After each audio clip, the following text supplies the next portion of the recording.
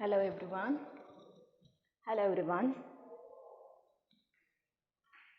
So in today's class, we shall discuss Le Chatelier's principle. One of the important principle always it is asked in the examination.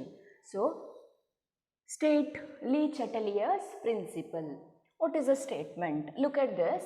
If a system in equilibrium is subjected to a change of concentration, pressure or temperature, then equilibrium shifts in a direction so as to nullify the effect of change.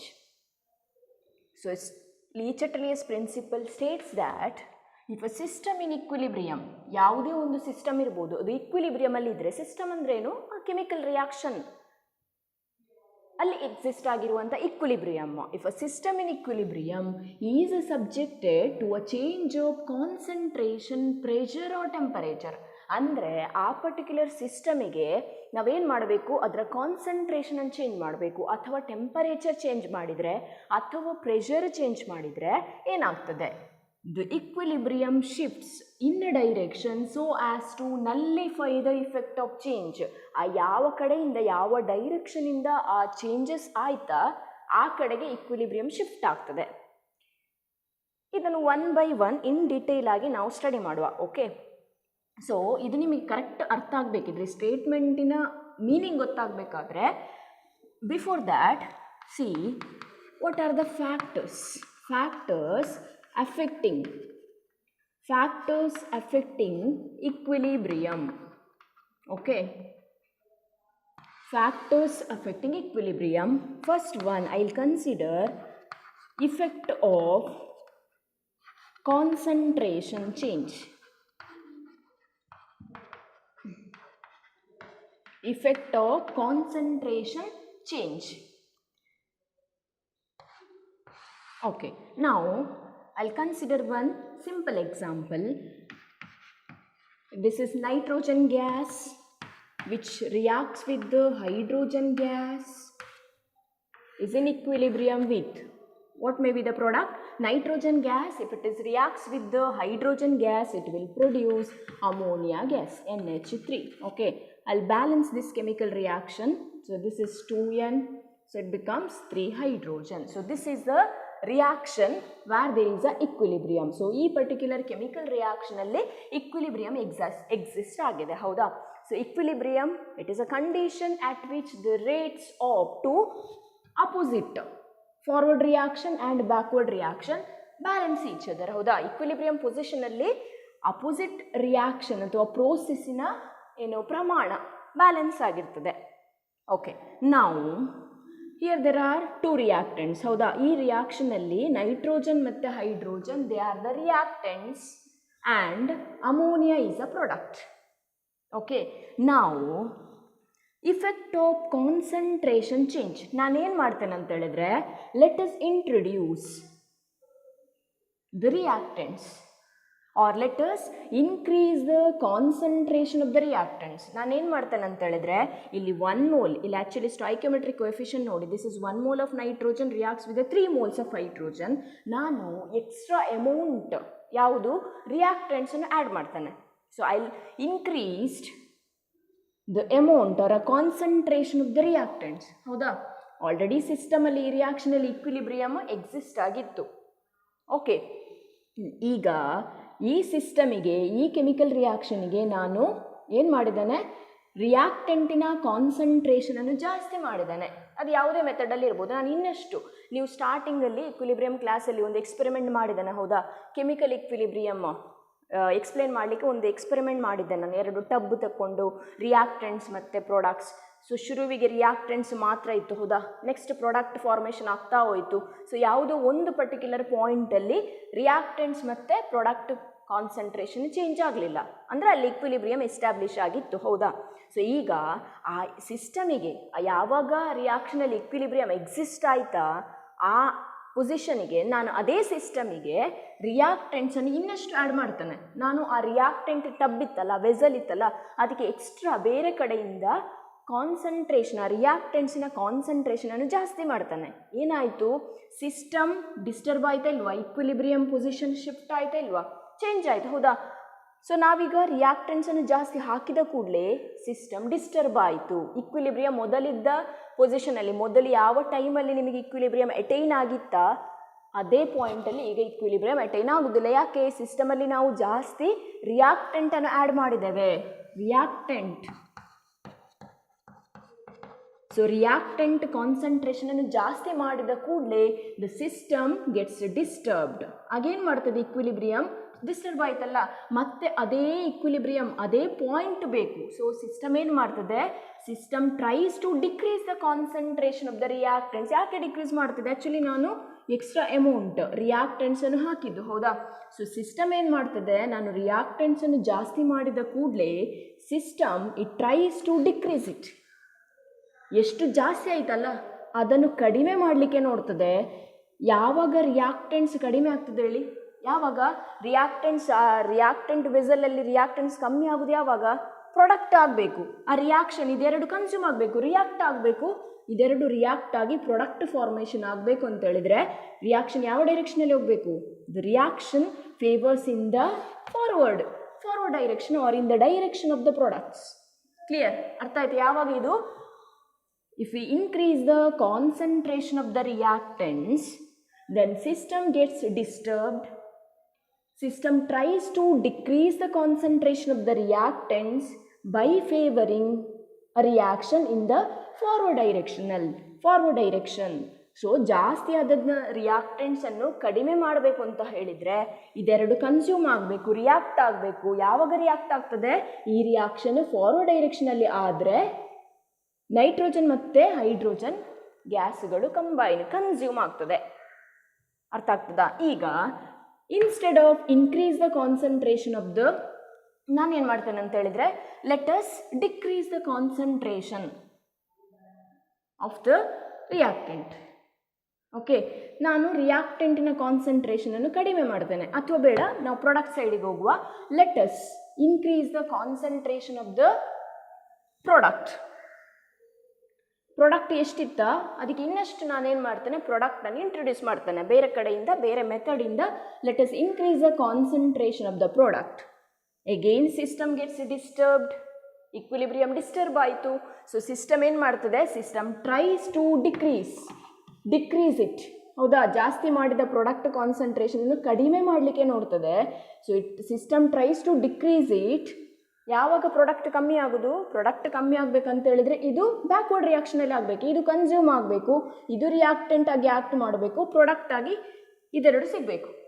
So if you increase the concentration of the product ammonia, system tries to decrease it by favouring a reaction in the reverse or in the backward direction. ಅರ್ಥ ಆಗ್ತಾ ಉಂಟಾ? What is our Le Chatelier's principle? It states that if a system in equilibrium is subjected to a change of concentration, ಹೌದಾ. ಇಲ್ಲಿ first ಕೇಸಲ್ಲಿ ನಾವೇನು ಮಾಡಿದ್ದು, ಯಾವುದೋ ಒಂದು ಸಿಸ್ಟಮ್ ಇಕ್ವಿಲಿಬ್ರಿಯಮಲ್ಲಿ ಇರುವಂಥದ್ದಕ್ಕೆ ನಾವು ಕಾನ್ಸಂಟ್ರೇಷನನ್ನು ಚೇಂಜ್ ಮಾಡಿದ್ದೇವೆ. It is subjected to a change of concentration. Next ಏನಾಯಿತು, then equilibrium shifts in a direction. Equilibrium ಯಾವ ಕಡೆ ಶಿಫ್ಟ್ ಆಗ್ತದೆ, so as to nullify the effect of change. ನೀವು ಯಾವ ಕಡೆಯಿಂದ ಇಫೆಕ್ಟ್ ಕಾನ್ಸಂಟ್ರೇಷನನ್ನು ಚೇಂಜ್ ಮಾಡಿದ್ರ, ಇಕ್ವಿಲಿಬ್ರಿಯಮ್ ಅದನ್ನು ನ್ಯೂಟ್ರಲೈಸ್ ಮಾಡ್ತದೆ.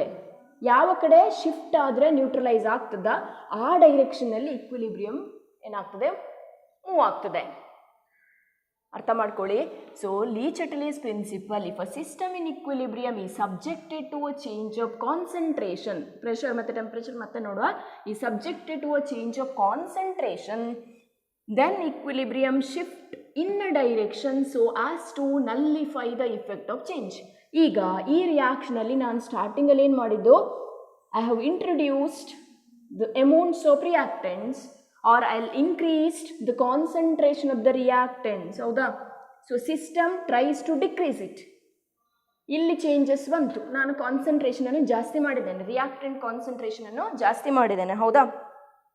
ಸೊ ಹಾಗಾಗಿ ಇದನ್ನು ಕಮ್ಮಿ ಮಾಡಬೇಕಲ್ಲ. ಇದನ್ನು ನ್ಯೂಟ್ರಲೈಸ್ ಮಾಡೋದು ಅಂತ ಹೇಳಿದ್ರೆ ರಿಯಾಕ್ಷನ್ ಯಾವ ಡೈರೆಕ್ಷನಲ್ಲಿ ಹೋಗಬೇಕು, ಸಿಸ್ಟಮ್ ಯಾವ ಕಡೆ ಶಿಫ್ಟ್ ಆಗ್ತದೆ, ಫಾರ್ವರ್ಡ್ ಡೈರೆಕ್ಷನಲ್ಲಿ ಹೋದರೆ ಎಷ್ಟು ಜಾಸ್ತಿ ಆಯಿತಾ ಅಷ್ಟು ರಿಯಾಕ್ಟೆಂಟ್ಸ್ ಕಡಿಮೆ ಆಗ್ತದೆ. ಸಿಮಿಲರ್ಲಿ ಎಡಿಷನ್ ಆಫ್ ಪ್ರಾಡಕ್ಟ್, ನಾನು ಅಮೋನಿಯಾ ಕಾನ್ಸಂಟ್ರೇಷನನ್ನು ಜಾಸ್ತಿ ಮಾಡಿದ್ದೇನೆ, ಮತ್ತೆ ಸಿಸ್ಟಮಿಗೆ ಅದು ಪ್ರಾಬ್ಲಮ್ ಆಯಿತು. ಸೊ ಎಷ್ಟು ಜಾಸ್ತಿ ಆಯ್ತಲ್ಲ, ಅಮೋನಿಯಾ ಎಷ್ಟು ಜಾಸ್ತಿ ಉಂಟಲ್ಲ ಅದನ್ನು ಕಮ್ಮಿ ಆಗಬೇಕಂತ ಹೇಳಿದ್ರೆ, ಇದು ಕಮ್ಮಿ ಆಗಬೇಕಂತ ಹೇಳಿದ್ರೆ ರಿಯಾಕ್ಷನ್ ಬ್ಯಾಕ್ವರ್ಡ್ ಡೈರೆಕ್ಷನಲ್ಲಿ ಹೋಗಬೇಕು. ಅಂದರೆ ರಿಯಾಕ್ಷನ್ ಇದು ಕನ್ಸ್ಯೂಮ್ ಆಗುವ ಹಾಗೆ ರಿಯಾಕ್ಷನ್ ಆ ಕಡೆಯಲ್ಲಿ ಶಿಫ್ಟ್ ಆಗ್ತದೆ. ಸೊ ಅದನ್ನೇ ಲೀ ಚಾಟಲಿಯಸ್ ಪ್ರಿನ್ಸಿಪಲ್ ಇಲ್ಲಿ ಹೇಳಿದ್ದು. Equilibrium shifts in a direction so as to nullify the effect of change. Very very important. ಕೆಲವೊಂದು ಸರ್ತಿ ಬರೀ ಸ್ಟೇಟ್ಮೆಂಟ್ ಕೇಳ್ಬೋದು, ಸ್ಟೇಟ್ ಲೀ ಚಾಟಲಿಯಸ್ ಪ್ರಿನ್ಸಿಪಲ್. ಅರ್ಥ ಆಯ್ತಲ್ಲ? If a system in equilibrium is subjected to a change of concentration, pressure or temperature, then equilibrium shifts in a direction so as to nullify the effect of change. So equilibrium ಒಂದು ಸಿಸ್ಟಮಲ್ಲಿ ಯಾವ ಕಡೆಯಿಂದ changes ಬರ್ತದ, equilibrium ಅದನ್ನು neutralise, ಅದನ್ನು ಕಡಿಮೆ ಮಾಡಲಿಕ್ಕೆ ಬೇಕಾದಂಥ ಡೈರೆಕ್ಷನಲ್ಲಿ ರಿಯಾಕ್ಷನ್ ಹೋಗ್ತದೆ. Clear? So that is a first factors affecting equilibrium. Effect of concentration change, ಕಾನ್ಸಂಟ್ರೇಷನನ್ನು ಚೇಂಜ್ ಮಾಡಿದರೆ ರಿಯಾಕ್ಷನ್ ಯಾವ ಡೈರೆಕ್ಷನಲ್ಲಿ ಹೋಗ್ಬೋದು. ಸೊ ರಿಯಾಕ್ಟೆಂಟಿನ ಕಾನ್ಸಂಟ್ರೇಷನನ್ನು ಜಾಸ್ತಿ ಮಾಡಿದರೆ ರಿಯಾಕ್ಷನ್ ಫಾರ್ವರ್ಡ್ ಡೈರೆಕ್ಷನಲ್ಲಿ ಹೋಗ್ತದೆ. ಪ್ರಾಡಕ್ಟ್ ಕಾನ್ಸಂಟ್ರೇಷನನ್ನು ಜಾಸ್ತಿ ಮಾಡಿದರೆ ರಿಯಾಕ್ಷನ್ ಬ್ಯಾಕ್ವರ್ಡ್ ಡೈರೆಕ್ಷನಲ್ಲಿ ಅಥವಾ ರಿವರ್ಸ್ ಡೈರೆಕ್ಷನಲ್ಲಿ ಹೋಗ್ತದೆ. ಕ್ಲಿಯರ್? ಓಕೆ, ನಾವು the second factor is effect of pressure. Effect of pressure ಈಗ ಪ್ರೆಷರ್ ಅಪ್ಲೈ ಮಾಡುವ. Let us consider the same reaction, that is nitrogen. It reacts with nitrogen, reacts with hydrogen, it will form ammonia. Okay, ನಾವು ಈಗ for example pressure ಅಂದ್ರೆ ಏನು ಹೇಳಿ, ಒಂದು glass ಅಥವಾ any container ಇದೆ, it contains gas, it may be nitrogen gas ಉಂಟು. So ಒಂದು ಸಿಲಿಂಡ್ರಲ್ಲಿ ಗ್ಯಾಸ್ ತಗೊಂಡ್ರೆ which is a closed container, ಏನು ಮಾಡ್ತದೆ, ಈ ಗ್ಯಾಸ್ ಪಾರ್ಟಿಕಲ್ಸ್ ಒಂದಕ್ಕೊಂದು ಕೊಲೈಡ್ ಆಗ್ತಾ ಇರ್ತದೆ. ಹೌದಾ? ಸೈಮಲ್ಟೇನಿಯಸ್ಲಿ ಅವುಗಳು ಕೊಲೈಡ್ ಆಗ್ತಾ ಇರ್ತದೆ. ಸೊ ಕೊಲೈಡ್ ಆಗಿಕೊಂಡು ಅವುಗಳೇನು ಮಾಡ್ತದೆ, ಈ ಕಂಟೈನರ್ನ ವಾಲ್ ಇದೆಯಲ್ಲ, it collides themselves and also they collide on the walls of the container. ಆ ಕಂಟೈನರ್ನ ವಾಲ್ ಏನಿದೆ ಅಲ್ಲ ಅದಕ್ಕೂ ಕೊಲೈಡ್ ಆಗ್ತಾ ಇರ್ತದೆ. ಅಂದರೆ ಒಂದು ಅರ್ಥದಲ್ಲಿ ಕೊಲೈಡ್ ಆಗೋದಂದ್ರೇನು, it is nothing but force acting per unit area, force by area is equal to pressure. Pressure ಅಂತ ಹೇಳಿದರೆ ಆ ಗ್ಯಾಸ್ ಪಾರ್ಟಿಕಲ್ಸ್ ಎಷ್ಟು ಕೊಲೈಡ್ ಆಗ್ತದಲ್ಲ, ಎಷ್ಟು ಫೋರ್ಸ್ ಆ್ಯಕ್ಟ್ ಮಾಡ್ತದಲ್ಲ ಪರ್ ಏರಿಯಾ, ಅದಷ್ಟು ಏರಿಯಾದಲ್ಲಿ ಎಷ್ಟು ಫೋರ್ಸ್ ಆ್ಯಕ್ಟ್ ಆಗ್ತದೆ, ನಥಿಂಗ್ ಬಟ್ ಪ್ರೆಷರ್. ಸೊ ಯಾವಾಗಲೂ gas particles they exert a pressure. ಹೌದಾ? ಯಾವುದೇ ಗ್ಯಾಸ್ ಅಂತ ಇರ್ಬೋದು, ಅವುಗಳು ಪ್ರೆಷರ್ ಎಕ್ಸರ್ಟ್ ಮಾಡ್ತದೆ. Okay, and one thing remember, pressure is always directly proportional to number of moles. ನೆನ್ಪಿಟ್ಕೊಳ್ಳಿ, ಯಾವಾಗಲೂ pressure it is directly proportional to number of moles. ಈಗ for example ಒಂದು ಕಂಟೈನರಲ್ಲಿ ಒನ್ ಮೋಲ್ ನೈಟ್ರೋಜನ್ ಗ್ಯಾಸ್ ಇದೆ, ಇನ್ನೊಂದರಲ್ಲಿ 2 moles ಇದೆ, 2 moles of nitrogen gas ಇದೆ, like this. So ಯಾವ ಕಂಟೈನರಲ್ಲಿ ಪ್ರೆಷರ್ ಜಾಸ್ತಿ ಎಕ್ಸರ್ಟ್ ಆಗ್ತದೆ, it is in this case in the second cylinder. That means pressure is directly proportional to number of moles of pressure. gas particles ಜಾಸ್ತಿ ಇದ್ರೆ ಜಾಸ್ತಿ pressure exert ಆಗ್ತದೆ, ನೆನ್ಪಿಟ್ಕೊಳ್ಳಿ. So pressure is always directly proportional to the number of moles. Okay, ನಾವು the second factor effect of pressure. ನಾನೇನು ಮಾಡ್ತೇನೆ ಅಂತ ಹೇಳಿದ್ರೆ, let us increase the pressure of the system. ಈಗ ಆಲ್ರೆಡಿ ಈ ರಿಯಾಕ್ಷನಲ್ಲಿ ಇಕ್ವಿಲಿಬ್ರಿಯಂ ಎಕ್ಸಿಸ್ಟ್ ಆಗಿದೆ. What is equilibrium? It is a condition or a state of a system where the rates of two opposing process balance each other. ಅಲ್ವಾ? ಈಗ okay, I increase ಆ ಸಿಸ್ಟಮಿಗೆ ನಾನೇನು ಮಾಡ್ತೇನೆ, let us increase the pressure of the system. ಈ ಸಿಸ್ಟಮಿನ ಪ್ರೆಷರನ್ನು ಜಾಸ್ತಿ ಮಾಡ್ತಾನೆ. Let us increase the pressure. ಏನಾಯಿತು, ಪ್ರೆಷರ್ ಜಾಸ್ತಿ ಮಾಡಿದ ಕೂಡಲೇ ಸಿಸ್ಟಮ್ ಅಂದರೆ ಏನು? ಸಿಸ್ಟಮ್ ಅಂದರೆ ಈಗ ಒಂದು ಕ್ಲಾಸ್ ರೂಮ್, ಇದು ಕ್ಲಾಸ್ ರೂಮ್ ಅಂತ ಕನ್ಸಿಡರ್ ಮಾಡಿದರೆ ಅದು ಕ್ಲೋಸ್ಡ್ ಆಗಿದ್ದರೆ ಹೊರಗಡೆ ಇರುವಂಥದ್ದು ಸರೌಂಡಿಂಗ್ಸ್, ಒಳಗಡೆ ಇರುವಂಥದ್ದು ಸಿಸ್ಟಮ್. ಹೌದಾ? ಇದು ಸಪ್ರೇಟ್ ಒಂದು ಚಾಪ್ಟರ್ ಉಂಟು ನಿಮಗೆ, ಥರ್ಮೋಡೈನಾಮಿಕ್ಸ್ ಅಂತ ಹೇಳಿ. ಸೊ ಈಗ ರಿಯಾಕ್ಷನ್ಸ್ ಎಲ್ಲ ಆಗ್ತದೆ. ಹೌದಾ? ನೀವು ಗ್ಲಾಸ್ ವೇಸಲ್ ಅಥವಾ ಗ್ಲಾಸ್ ಟ್ಯೂಬಲ್ಲಿ ರಿಯಾಕ್ಷನ್ಸ್ ಮಾಡ್ತೀರಿ, ಲ್ಯಾಬೊರೇಟರಿಯಲ್ಲಿ ಮಾಡ್ತೀರಿ ನೀವು. ಸೊ ಅವುಗಳ ಆ ಗ್ಲಾಸ್ ಟ್ಯೂಬಿನ ಒಳಗಡೆ ಏನು ರಿಯಾಕ್ಷನ್ಸ್ ಆಗ್ತದಲ್ಲ, ದಟ್ ಇಸ್ ಸಿಸ್ಟಮ್. ಹೊರಗಡೆ ನೀವು ನಿಂತ್ಕೊಂಡು ಹೊರಗಡೆ ಅಟ್ಮಾಸ್ಫಿಯರ್ ಇದೆಯಲ್ಲ, ದಟ್ ಇಸ್ ಸರೌಂಡಿಂಗ್ಸ್. ಸೊ ಇಲ್ಲಿ ಇದು ಒಂದು ರಿಯಾಕ್ಷನ್, ಸೊ ಸಿಸ್ಟಮ್ ಅಂತ ಹೇಳ್ಬೋದು. ಹೌದಾ? ಈಗ let us increase the pressure of the system. ಆ ಸಿಸ್ಟಮಿನ ಪ್ರೆಷರನ್ನು ನಾವೇ ಜಾಸ್ತಿ ಮಾಡೋದು ಅಂದರೆ ಯಾವುದೊಂದು change, subjected to a change of pressure. So if a system, if we increase the pressure of the system, ಏನಾಯಿತು? Equilibrium gets disturbed. ಹೌದಾ? ಆ ಈಕ್ವಿಲಿಬ್ರಿಯಮ್ ಎಲ್ಲಿ ಪಾಯಿಂಟ್ ಇತ್ತಲ್ಲ ಅದು ಡಿಸ್ಟರ್ಬ್ ಆಯಿತು. ಸಿಸ್ಟಮ್ ಏನು ಮಾಡಬೇಕು? ಎಲ್ಲಿ ಪ್ರೆಷರ್ ಜಾಸ್ತಿ ಆಯ್ತಲ್ಲ ಅದನ್ನು ಕಮ್ಮಿ ಮಾಡಲಿಕ್ಕೆ ನೋಡ್ತದೆ. ಕಮ್ಮಿ ಮಾಡಲಿಕ್ಕೆ ಅಂತ ಹೇಳಿದರೆ ಯಾವ ಡೈರೆಕ್ಷನಲ್ಲಿ ಶಿಫ್ಟ್ ಆಗಬೇಕು ನೋಡಿ. In the reactant side N2, it is 1 mole, and hydrogen is also a reactant, 3 moles. So total number of moles is 2, 4. In the product side we have only ammonia as a product, number of moles 2. So reactants, the number of moles of gaseous reactants 4 ಇದೆ, the number of moles of gaseous product is 2. ನಾನೇನು ಮಾಡಿದ್ದೇನೀಗ? We have increase the pressure of the system. ಸಿಸ್ಟಮಿನ ಪ್ರೆಷರನ್ನು ಜಾಸ್ತಿ ಮಾಡಿದ್ದೇವೆ. So equilibrium disturb ಆಯಿತು. System ಏನು ಮಾಡಬೇಕು? System tries to decrease that increased pressure. ಆ ಜಾಸ್ತಿಯಾದ ಪ್ರೆಷರನ್ನು ಕಡಿಮೆ ಮಾಡ್ತದೆ. ಕಡಿಮೆ ಯಾವಾಗ ಆಗ್ತದೆ ಅಂತ ಹೇಳಿದರೆ, we know that pressure is directly proportional to number of moles. ನಮಗೇನಾಗಬೇಕು? ಸಿಸ್ಟಮಲ್ಲಿ ಜಾಸ್ತಿ ಆದ ಪ್ರೆಷರ್ ಕಮ್ಮಿ ಆಗಬೇಕು. ಪ್ರೆಷರ್ ಕಮ್ಮಿ ಅಂತ ಹೇಳಿದರೆ ನಂಬರ್ ಆಫ್ ಮೋಲ್ಸ್ ಕಮ್ಮಿ ಇರಬೇಕು. ಸೊ ರಿಯಾಕ್ಟೆಂಟ್ ಸೈಡಿಗೆ ರಿಯಾಕ್ಷನ್ ಹೋಗಬೇಕಾ, ಪ್ರಾಡಕ್ಟ್ ಸೈಡಿಗೆ ಶಿಫ್ಟ್ ಆಗಬೇಕಾ? ರಿಯಾಕ್ಟೆಂಟಲ್ಲಿ ನಂಬರ್ ಆಫ್ ಮೋಲ್ಸ್ ಜಾಸ್ತಿ ಇದೆ when compare to the number of moles of gaseous product. ಹೌದಾ? ಹಾಗಾಗಿ if you increase the pressure of the system tries to decrease it by favoring a reaction in the forward direction. ಹೌದಾ ಅಲ್ವಾ? ಸಿಸ್ಟಮಿನ ಪ್ರೆಷರನ್ನು ಜಾಸ್ತಿ ಮಾಡಿದ ಕೂಡಲೇ ಈಕ್ವಿಲಿಬ್ರಿಯಮ್ ಡಿಸ್ಟರ್ಬ್ ಆಯಿತು. ಅದನ್ನು ಕಡಿಮೆ ಮಾಡಬೇಕಲ್ಲ. ಜಾಸ್ತಿಯಾದ ಪ್ರೆಷರ್ ಕಡಿಮೆ ಆಗಬೇಕಂತ ಇದ್ದರೆ ಎಲ್ಲಿ ಕಡಿಮೆ ನಂಬರ್ ಆಫ್ ಮೋಲ್ಸ್ ಇದೆಯಾ? ಯಾಕೆ? ಪ್ರೆಷರ್ ಕಮ್ಮಿ ಆದರೆ ನಂಬರ್ ಆಫ್ ಮೋಲ್ಸ್ ಕಮ್ಮಿ ಇರಬೇಕು.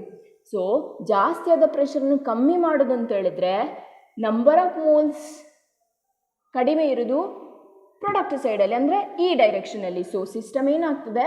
System tries to decrease the pressure by favouring a reaction in the forward direction, because where there is a less number of moles of gaseous product. ಈಗ ಉಲ್ಟಾ ಹೇಳಿ, if we decrease the pressure of the system, ಪ್ರೆಷರನ್ನು ಕಮ್ಮಿ ಮಾಡುವ. Already ಸಿಸ್ಟಮಲ್ಲಿ ಎಷ್ಟು pressure ಇತ್ತು, ಅದಕ್ಕಿಂತಲೂ ನಾವು ಯಾವುದೋ ಒಂದು ಮೆಥಡಿಂದ ಆ ಸಿಸ್ಟಮಲ್ಲಿ, ಆ ರಿಯಾಕ್ಷನ್ನಲ್ಲಿರುವಂತಹ ಪ್ರೆಷರನ್ನು ಕಮ್ಮಿ ಮಾಡುವ. ಏನಾಯಿತು? ನಾವು ಚೇಂಜಸ್ ಕೊಟ್ಟ ಕೂಡಲೇ ಈಕ್ವಿಲಿಬ್ರಿಯಮ್ ಪೊಸಿಷನಿಗೆ ಪ್ರಾಬ್ಲಮ್ ಆಗೇ ಆಗ್ತದೆ. ಹೌದಾ? So if we decrease the pressure of a system, then system tries to increase it. ಆ ಕಡಿಮೆ ಆಯ್ತಲ್ಲ ಅದನ್ನು ಜಾಸ್ತಿ ಮಾಡಬೇಕು. ಯಾಕೆ ಜಾಸ್ತಿ ಮಾಡಬೇಕು? ನಮಗೆ ಆ ಈಕ್ವಿಲಿಬ್ರಿಯಮ್ ಪೊಸಿಷನ್ ಬೇಕು. So system tries to increase it. Pressure ಜಾಸ್ತಿ ಆಗಬೇಕಂತ ಹೇಳಿದರೆ ನಂಬರ್ ಆಫ್ ಮೋಲ್ಸ್ ಜಾಸ್ತಿ ಎಲ್ಲಿದೆ? ಈ ಕಡೆ ರಿಯಾಕ್ಟೆಂಟ್ ಸೈಡಲ್ಲಿ ನಂಬರ್ ಆಫ್ ಮೋಲ್ಸ್ ಜಾಸ್ತಿ ಉಂಟು. So reaction favours in the, or reaction occurs, or reaction favours in the backward direction or in the reverse direction. ಯಾಕೆ? Where there is a more number of moles. If we decrease the pressure of the ಸಿಸ್ಟಮಿನ ಪ್ರೆಷರನ್ನು ಕಡಿಮೆ ಮಾಡಿದ್ದೇನೆ. ಹೌದಾ? ಸಿಸ್ಟಮಿನ ಪ್ರೆಷರನ್ನು ಕಮ್ಮಿ ಮಾಡುವಾಗ ಈಕ್ವಿಲಿಬ್ರಿಯಮಿಗೆ problem ಆಯಿತು. System ಏನು ಮಾಡಬೇಕು? System tries to decrease it, tries to increase it. ಆ ಪ್ರೆಷರ್ ಜಾಸ್ತಿ ಆಗಬೇಕು ಅಂತ ಹೇಳಿದರೆ ರಿಯಾಕ್ಷನ್ನ ಉಲ್ಟಾ ತಿರುಗಬೇಕು. ಹೌದಾ? ರಿಯಾಕ್ಟೆಂಟ್ ಸೈಡಿಗೆ ಹೋದರೆ ಪ್ರೆಷರ್ ಜಾಸ್ತಿ ಆಗ್ತದೆ. ಯಾಕೆ? ಅಲ್ಲಿ ನಂಬರ್ ಆಫ್ ಮೋಲ್ಸ್ ಜಾಸ್ತಿ ಉಂಟು. ಯಾಕೆ? Pressure is directly proportional to number of moles. ಅರ್ಥ ಆಗ್ತುಂಟಾ? ಸೊ ಲೀಚಟ್ಲಿಯಸ್ ಪ್ರಿನ್ಸಿಪಲ್ ಏನು ಹೇಳೋದು? If a system in equilibrium is subjected to a change of concentration ಅಥವಾ ಪ್ರೆಷರ್. ಈ ಕೇಸಲ್ಲಿ ನಾವು ಪ್ರೆಷರನ್ನು ಚೇಂಜ್ ಮಾಡಿದ್ದು. ಏನಾಗ್ತದೆ? System or equilibrium shift in a direction so as to nullify the effect of change. So ಇಲ್ಲಿ ಪ್ರೆಷರ್ ಜಾಸ್ತಿ ಮಾಡಿದ ಕೂಡಲೇ ಈಕ್ವಿಲಿಬ್ರಿಯಂ ಶಿಫ್ಟ್ ಆಗಬೇಕು. ಯಾವ ಕಡೆ ಶಿಫ್ಟ್ ಆಗಬೇಕು ಅಂತ ಹೇಳಿದ್ರೆ ಎಲ್ಲಿ ಜಾಸ್ತಿ ಆದ ಪ್ರೆಷರ್ ಕಮ್ಮಿ ಆಗಬೇಕಲ್ಲ, ಆ ಕಡೆಗೆ ಶಿಫ್ಟ್ ಆಗಬೇಕು. ಎಲ್ಲಿಗೆ ಕಮ್ಮಿ ಆಗ್ತದೆ? ಕಮ್ಮಿ ಆಗೋದು ಅಂತ ಹೇಳಿದ್ರೆ ನಂಬರ್ ಆಫ್ ಮೋಲ್ಸ್ ಪ್ರಾಡಕ್ಟ್ ಕಮ್ಮಿ, ಸೊ ಫಾರ್ವರ್ಡ್ ಡೈರೆಕ್ಷನಲ್ಲಿ ರಿಯಾಕ್ಷನ್ ಹೋಗಬೇಕು. Okay, if we decrease the pressure of the system, again equilibrium disturbed, it shifts in a direction. ನಮಗೆ ಜಾಸ್ತಿ ಆಗಬೇಕು, ಕಮ್ಮಿ ಆದ ಪ್ರೆಷರ್ ಜಾಸ್ತಿ ಆಗಬೇಕಲ್ಲ, ಸೊ ಸಿಸ್ಟಮ್ ಎಲ್ಲಿ ಶಿಫ್ಟ್ ಆಗಬೇಕು? ರಿವರ್ಸ್ ಡೈರೆಕ್ಷನಲ್ಲಿ ಆರ್ ಬ್ಯಾಕ್ವರ್ಡ್ ಡೈರೆಕ್ಷನಲ್ಲಿ ರಿಯಾಕ್ಷನ್ ಫೇವರ್ಸ್ ಆಗಬೇಕು. So that is the effect of pressure. Now will consider effect of temperature. Okay, effect of temperature.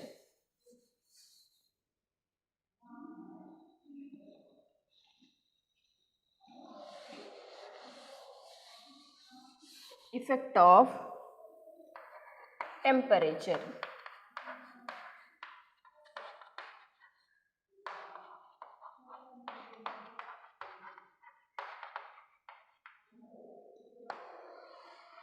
Effect of temperature. Let us consider the same reaction. So before explaining this topic, I'll consider two types of reaction. Okay, one is exothermic reaction. Exothermic reaction. Next is endothermic reaction.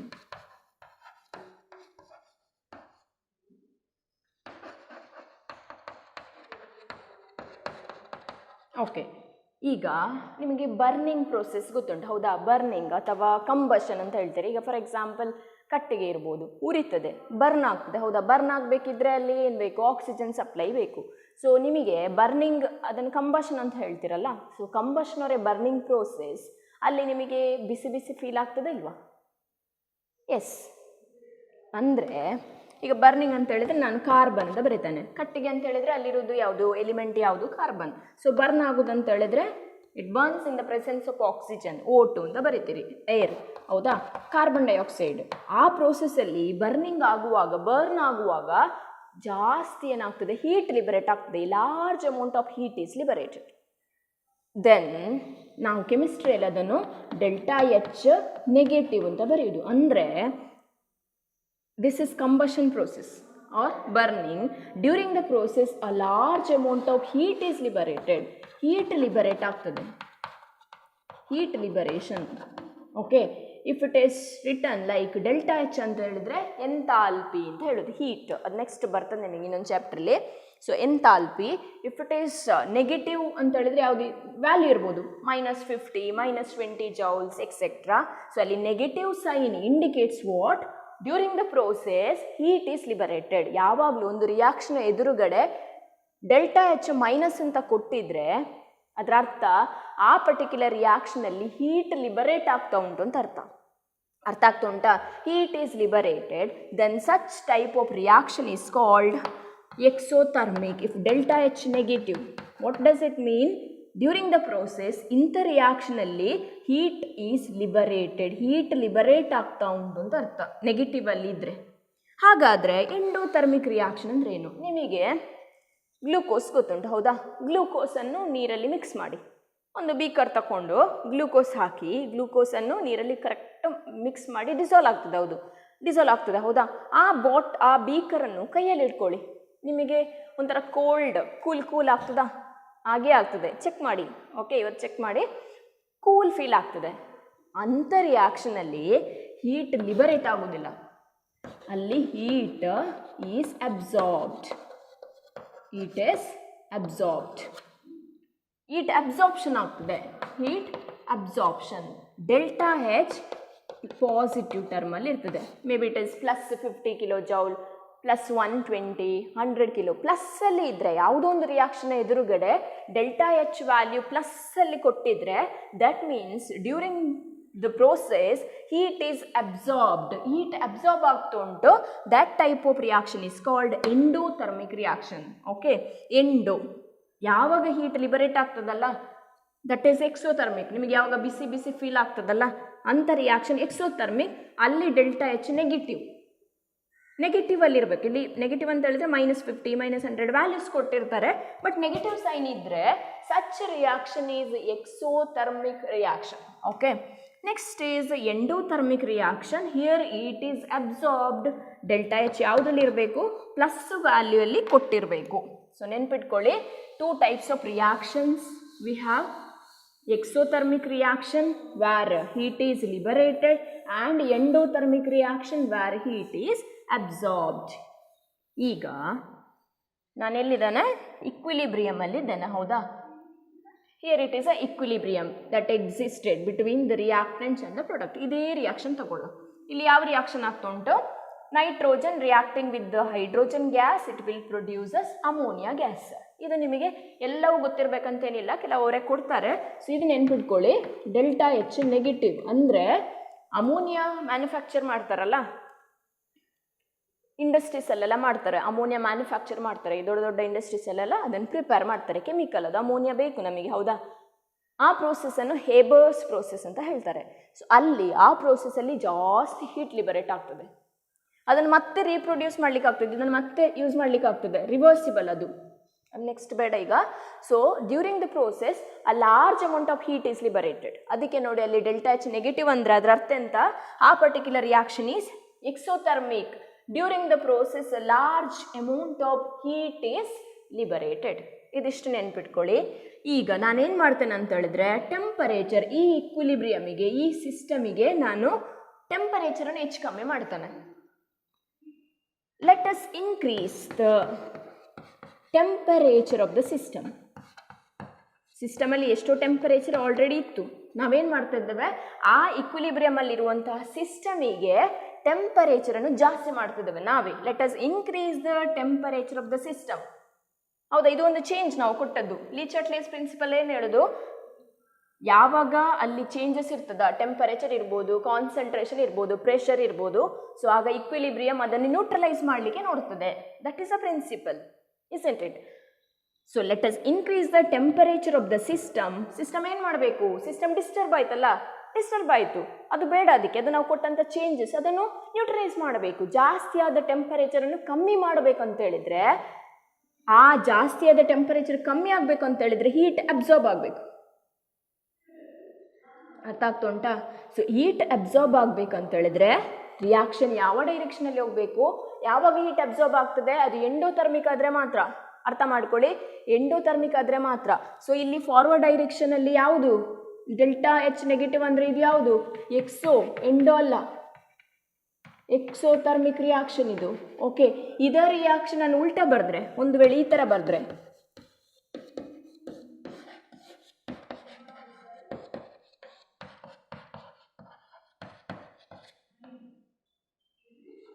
ಈ ಥರ ಬರೆದ್ರೆ ಏನಾಯಿತು? Delta H ಇಲ್ಲಿ ನಾನು plus ಬರೀಬೇಕು. ಯಾಕೆ? ಇಲ್ಲಿ first ರಿಯಾಕ್ಷನಲ್ಲಿ ammonia production ಆಗೋದು. ಅಮೋನಿಯಾ ಪ್ರೊಡಕ್ಷನ್ ಆಗುವಾಗ ಯಾವಾಗಲೂ ಹೀಟ್ ಲಿಬರೇಟ್ ಆಗೋದು, ಎಕ್ಸೋಥರ್ಮಿಕ್. ಆದರೆ ಇಲ್ಲಿ ಅಮೋನಿಯಾ ಪ್ರೊಡ್ಯೂಸ್ ಆಗೋದಲ್ಲ. ಅಮೋನಿಯಾ ಯಾವುದನ್ನು ಪ್ರೊಡ್ಯೂಸ್ ಮಾಡ್ತಾ ಉಂಟು? ನೈಟ್ರೋಜನ್ ಮತ್ತು ಹೈಡ್ರೋಜನ್ ಅನ್ನು. ಉಲ್ಟಾ ಆಯ್ತಲ್ಲ, ರಿಯಾಕ್ಷನ್ ಉಲ್ಟಾ ಆಯಿತು, ಅದು ಎಂಡೋಥರ್ಮಿಕ್.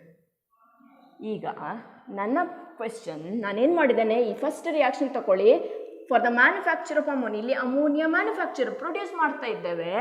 ಆ ಸಿಸ್ಟಮಿಗೆ ಆ ಸಿಸ್ಟಮಿನ ಟೆಂಪರೇಚರನ್ನು ಜಾಸ್ತಿ ಮಾಡ್ತಾ ಇದ್ದೇವೆ. Let us increase the temperature of the system. ಸರಿಯಾ? ಟೆಂಪರೇಚರ್ ಜಾಸ್ತಿ ಮಾಡಿ ಆಯಿತು, ಸಿಸ್ಟಮ್ ಅದನ್ನು ಕಡಿಮೆ ಮಾಡಬೇಕು. System tries to decrease the temperature. ಯಾವಾಗ ಕಮ್ಮಿ ಆಗ್ತದೆ? ಹೀಟ್ ಅಬ್ಸಾರ್ಬ್ ಆದರೆ. ಹೀಟ್ ಅಬ್ಸಾರ್ಬ್ ಆಗಬೇಕಂತ ಹೇಳಿದ್ರೆ ರಿಯಾಕ್ಷನ್ ಯಾವ ಡೈರೆಕ್ಷನಲ್ಲಿ ಹೋಗಬೇಕು?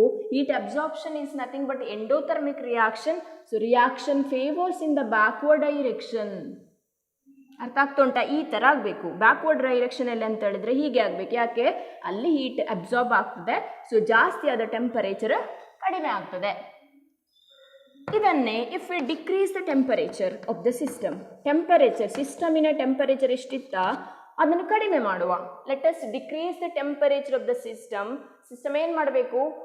ಕಮ್ಮಿ ಆದ ಟೆಂಪರೇಚರ್ ಜಾಸ್ತಿ ಮಾಡಬೇಕು. System tries to increase the temperature. Temperature ಜಾಸ್ತಿ ಆಗಬೇಕಂತ ಹೇಳಿದರೆ ರಿಯಾಕ್ಷನ್ ಫಾರ್ವರ್ಡ್ ಡೈರೆಕ್ಷನಲ್ಲಿ ಆಗಬೇಕು. ಯಾಕೆ? ಅಲ್ಲಿ heat liberated. Clear? So this is about effect of temperature change. Okay, so during on increasing the temperature of the system tries to decrease it. ಹೌದಾ, by favoring in the backward direction or favouring endothermic. ಅದೇ temperature ಕಮ್ಮಿ ಮಾಡಿದರೆ system ಅದನ್ನು ಜಾಸ್ತಿ ಮಾಡಲಿಕ್ಕೆ ನೋಡ್ತದೆ. ಯಾವಾಗ? By favouring a reaction in the forward direction. So Le Chatelier's principle ಏನು ಹೇಳೋದು? If a system in equilibrium is subjected to a change of concentration, pressure or temperature, then equilibrium shifts in a direction so as to nullify the effect of change. ಅಂದರೆ ಒಂದು ಸಿಸ್ಟಮಲ್ಲಿ already equilibrium ಇದ್ದದ್ದಂತಹ ಸಿಸ್ಟಮಿಗೆ ನಾವು ಕಾನ್ಸಂಟ್ರೇಷನನ್ನು change ಮಾಡಿದರೆ ಅಥವಾ pressure change ಮಾಡಿದರೆ ಅಥವಾ temperature change ಮಾಡಿದರೆ system ಅಥವಾ ಇಕ್ವಿಲಿಬ್ರಿಯಮ್ ಅದನ್ನು ನಲ್ಲಿಫೈ ಮಾಡಲಿಕ್ಕೆ ನೋಡ್ತದೆ. ಎಲ್ಲಿ ನಲ್ಲಿಫೈ ಆಗ್ತದ, ಎಲ್ಲಿ ಕಡಿಮೆ ಆಗ್ತದ, ಆ ಚೇಂಜಸ್ ನ್ಯೂಟ್ರಲೈಸ್ ಆಗ್ತದ, ಆ ಡೈರೆಕ್ಷನಿಗೆ ಇಕ್ವಿಲಿಬ್ರಿಯಮ್ ಶಿಫ್ಟ್ ಆಗ್ತದೆ. That is Le Chatelier's principle. So ಅದರಲ್ಲಿ ನಾವು ಒಂದೊಂದೇ ನೋಡಿ ಆಯ್ತು. ಹೌದಾ, ಫಸ್ಟ್ ಒನ್ ಕಾನ್ಸಂಟ್ರೇಷನ್ ಚೇಂಜ್ ಮಾಡಿದರೆ ಹೇಗೆ, ಯಾವ ಕಡೆಗೆ ಶಿಫ್ಟ್ ಆಗ್ತದೆ, ಇಫೆಕ್ಟ್ ಆಫ್ ಟೆಂಪರೇಚರ್ ನೋಡಿದ್ವು, ಇಫೆಕ್ಟ್ ಆಫ್ ಪ್ರೆಷರ್ ನೋಡಿ ಆಯಿತು. ನೆಕ್ಸ್ಟ್ ಇನ್ನೆರಡು ಪಾಯಿಂಟ್ಸ್ ಇದೆ. Effect of catalyst.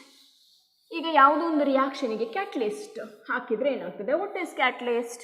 So effect of catalyst. Catalyst ಅಂತ ಹೇಳಿದ್ರೆ it is a chemical substance ಅದು ಒಂದು ಕಾಂಪೌಂಡ್.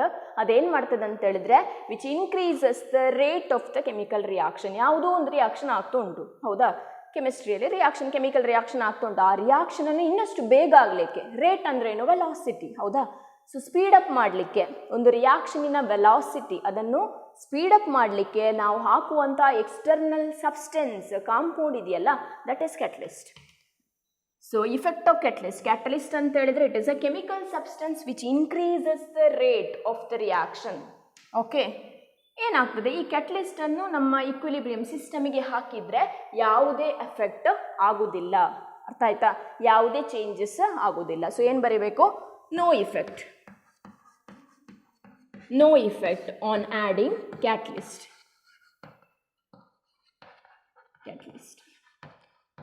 ಹಾಕಿದರೆ ನಮಗೆ ಆ ಇಕ್ವಿಲಿಬ್ರಿಯಂ ಪಾಯಿಂಟ್ ಬೇಗ ರೀಚ್ ಆಗ್ತದೆ. ಇಕ್ವಿಲಿಬ್ರಿಯಂ ಪಾಯಿಂಟ್ ಅಂದರೆ ಎಂತ? ಎರಡು ಅಪೋಸಿಟ್ ರಿಯಾಕ್ಷನ್ಸ್, ಅದರ ರೇಟ್ ಬೇಗ ರೀಚ್ ಆಗ್ತದೆ ಅಂತ. ಎರಡು ವಿರುದ್ಧ ದಿಕ್ಕಿಯಲ್ಲಿರುವಂತಹ ಪ್ರೋಸೆಸ್ ಇರ್ತದಲ್ಲ, ಅದರ ಪ್ರಮಾಣ ಬ್ಯಾಲೆನ್ಸ್ ಬೇಗ ಆಗ್ತದೆ. ಸೊ ಅದಕ್ಕೋಸ್ಕರ ಕ್ಯಾಟಲಿಸ್ಟ್ ಆ್ಯಡ್ ಮಾಡ್ಬೋದು, ವಿನಃ ಯಾವುದೇ ಇಫೆಕ್ಟ್ ಆಗೋದಿಲ್ಲ. Okay, next fifth point, effect of inert gas.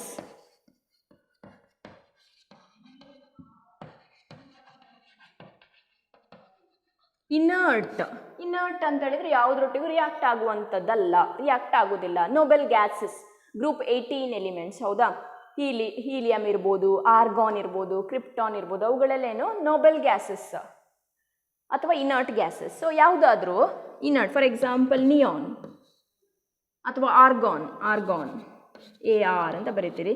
If we add any inert gas to the reaction mixture, ಯಾವುದೋ ಒಂದು ಕೆಮಿಕಲ್ ರಿಯಾಕ್ಷನಿಗೆ ಇನರ್ಟ್ ಗ್ಯಾಸನ್ನು ಆ್ಯಡ್ ಮಾಡಿದರೆ ಏನಾಗ್ತದೆ? ಇಕ್ವಿಲಿಬ್ರಿಯಮ್ಗೆ ಪ್ರಾಬ್ಲಮ್ ಆಗ್ತದೆ. ನೋ, ಬಿಕಾಸ್ ಇನರ್ಟ್ ಗ್ಯಾಸ್ ಅದು ಯಾವುದೇ ರಿಯಾಕ್ಟೆಂಟ್ ಇರ್ಬೋದು, ಪ್ರಾಡಕ್ಟ್ ಇರ್ಬೋದು, ಅವುಗಳೊಟ್ಟಿಗೆ ರಿಯಾಕ್ಟ್ ಆಗದೇ ಇರುವ ಕಾರಣ ಏನೂ ಎಫೆಕ್ಟ್ ಆಗೋದಿಲ್ಲ. So no effect. 1 ಮಾರ್ಕಿಗೆಲ್ಲ ಕೇಳಿದರೆ what happens if we introduce inert gas to the reaction mixture? No effect. So very important ಇದು ಲೀಚಟ್ಲಿಯಸ್ ಪ್ರಿನ್ಸಿಪಲ್. ಅದರಲ್ಲಿ 3 ಪಾಯಿಂಟ್ಸ್ ಕೇಳ್ತಾರೆ ಹೆಚ್ಚಿನ ಟೈಮಲ್ಲಿ. ಆ್ಯನ್ಯುವಲ್ ಎಕ್ಸಾಮಲ್ಲಿ ಈ ಕಾನ್ಸೆಪ್ಟ್ ಅಂಡರ್ ಕ್ವೆಶ್ಚನ್ಸ್ ಬಂದಿದೆ. ಸೊ ನೋಡಿ, ಓದಿ, ಡೌಟ್ಸ್ ಇದ್ದರೆ ಕೇಳ್ಬೋದು. Thank you.